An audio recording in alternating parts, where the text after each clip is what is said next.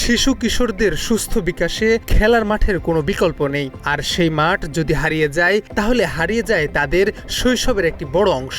চাঁপাইনবাবগঞ্জ সদর উপজেলার বারোঘরিয়া এলাকায় একমাত্র খেলার মাঠ দখল করে পার্ক নির্মাণের অভিযোগ উঠেছে।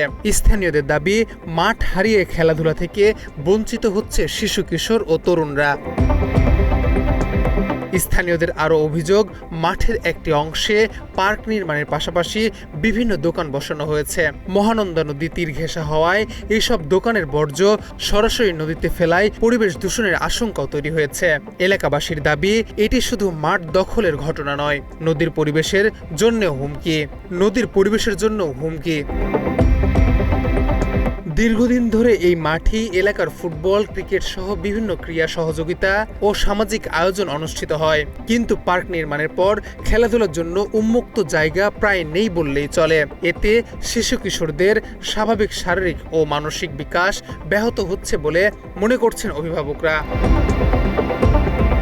বাত ব্যথা, প্যারালাইসিস কিংবা আর্থ্রাইটিস, আধুনিক প্রযুক্তি ও অভিজ্ঞ বিশেষজ্ঞদের সমন্বিত চিকিৎসার নির্ভরযোগ্য নাম ডিপিআরসি। স্থানীয়দের আশঙ্কা, সুস্থ বিকাশের অভাব সামাজিক অবক্ষয় ও মাদকের ঝুঁকিও বাড়িয়ে দিতে পারে।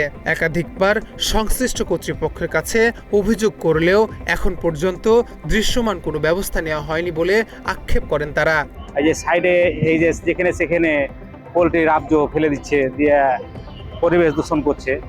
দূষণ করা ঠিক তো অনেক আছে, মাঠটা ফাঁকা থাকে খেলার জন্য, যুবকরা যেন মাঠটা খেলতে পারে আপনার।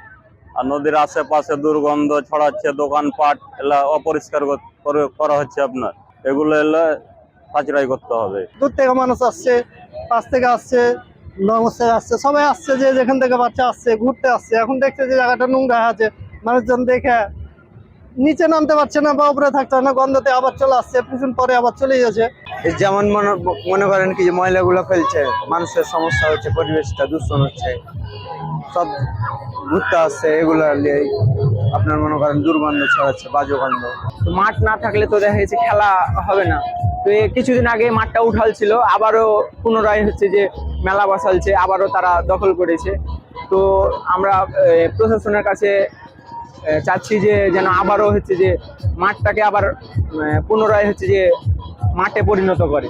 যুব সমাজকে সঠিকভাবে প্রচলিত করার জন্য কিন্তু তাদের মূল যে কয়েকটা বিষয় থাকে, তার মধ্যে কিন্তু তাদের খেলার জায়গাটা এটা একটা গুরুত্বপূর্ণ বিষয়। তো খেলার জন্য কিন্তু প্রতিটা এলাকাতেই নির্দিষ্ট মাঠ থাকে। ঠিক সেরকমই কিন্তু আমাদের বারোঘরিয়াতেও এই মাঠটা ছিল খেলার জন্য, এলাকার যুবকদের জন্য। এই বেশ কিছুদিন থেকে কিন্তু এই মাঠটাকে স্থানীয় কিছু প্রভাবশালী ব্যক্তি যারা, তারা এই মাঠটাকে দখল করে কিন্তু এই যে বিভিন্ন রকমের দোকানপাট, বিভিন্ন রকমের রাইড এগুলো বসিয়েছে। তবে পার্ক পরিচালনা কমিটির সভাপতি জানান, বিষয়টি অবগত রয়েছেন, খুব দ্রুত প্রয়োজনীয় ব্যবস্থা নেওয়া হবে।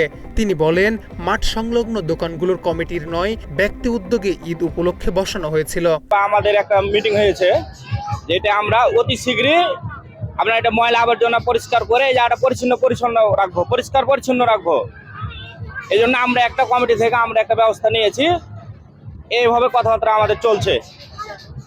এটা আসলে তো বসাইছে, আপনার মনে করেন যে নিজ নিজ লোকই বসাচ্ছে, কেউ কাউরই না, হয়তো ঈদ উপলক্ষ করে বসাইছে। কিন্তু সাইডে আগে ছিল, এখন কিছু হয়তো ঈদ উপলক্ষে আপনার ওই মিডিলে বসা হয়েছে। এটা কমিটি হচ্ছে আমাদের যে এটা আইন, মানে আমাদের এই যাতে আইন লঙ্ঘন বলতে আমরা পরিবেশ ঠিক রাখবো।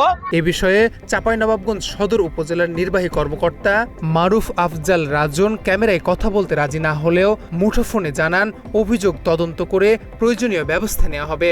তদন্ত করে আমরা ব্যবস্থা নিব। তদন্ত করে আমরা ওই যে আপনার কাছ থেকে শুনলাম ইমেলের মাধ্যমে আমরা এই অবস্থা, তারপর ঠিক আছে। এখন যে আবার দখল হয়েছে এটা আমাদের নলেজে ছিল না, আমরা একটি খেলার মাঠ শুধু খেলাধুলার জায়গা নয়, একটি এলাকার শিশু কিশোরদের বেড়ে ওঠার নিরাপদ পরিসর। তাই মাঠ সংরক্ষণ, নদীর পরিবেশ রক্ষা এবং নতুন প্রজন্মের জন্য উন্মুক্ত খেলার পরিবেশ নিশ্চিত করতে দ্রুত কার্যকর পদক্ষেপ নেয়ার দাবি এলাকাবাসীর।